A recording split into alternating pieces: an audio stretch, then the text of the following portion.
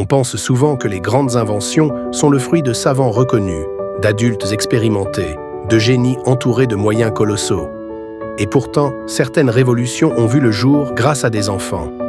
L'histoire que je vais te raconter aujourd'hui est celle d'un adolescent qui, à seulement 15 ans, a offert aux aveugles du monde entier la possibilité de lire et d'écrire.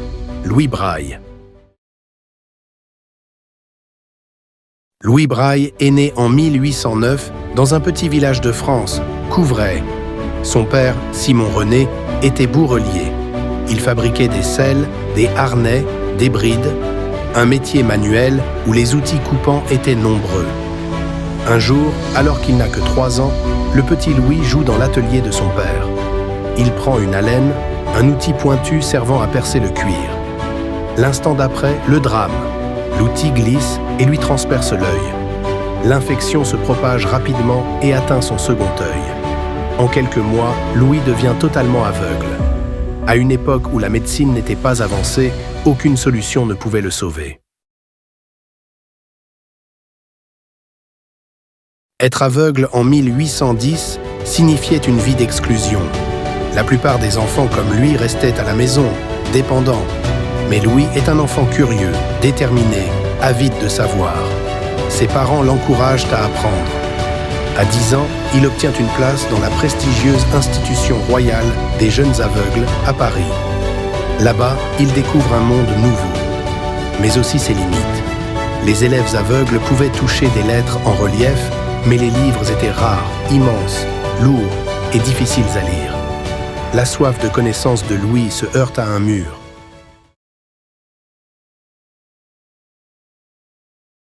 Un jour, un ancien militaire, Charles Barbier, présente à l'école un système appelé l'écriture nocturne.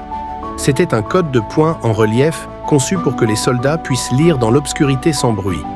Mais ce système est trop complexe, avec 12 points par symbole. Les soldats n'en voulaient pas, et les aveugles non plus. Mais pour Louis, c'est une étincelle. Il se dit, et si on pouvait simplifier ce code pour en faire un véritable alphabet ? À seulement 12 ans, il commence à expérimenter. Il prend du papier, des aiguilles, il teste, il ajuste. Pendant 3 ans, il travaille en secret jusqu'à trouver le système parfait. Un alphabet basé sur seulement 6 points en relief, combinés différemment pour former toutes les lettres, les chiffres et même la musique. À 15 ans, Louis Braille présente son système. Ses camarades l'adoptent immédiatement. Pour la première fois, il pouvait lire et écrire presque aussi vite que les voyants. Mais comme souvent, les grandes idées rencontrent des résistances. Les professeurs, les institutions trouvent ce système trop novateur. Il faudra attendre après la mort de Louis, en 1852, pour que le braille soit officiellement reconnu et enseigné dans le monde entier. Louis n'a pas vécu assez longtemps pour voir l'ampleur de son invention.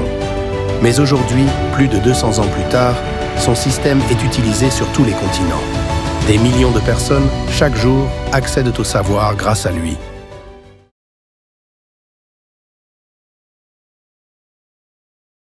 L'histoire de Louis Braille nous rappelle que le génie n'a pas d'âge, qu'une idée simple, née d'un enfant de 15 ans, peut transformer le destin de millions de vies. Alors, peu importe tes limites, peu importe ton âge ou tes obstacles, ton idée pourrait être la prochaine à changer le monde.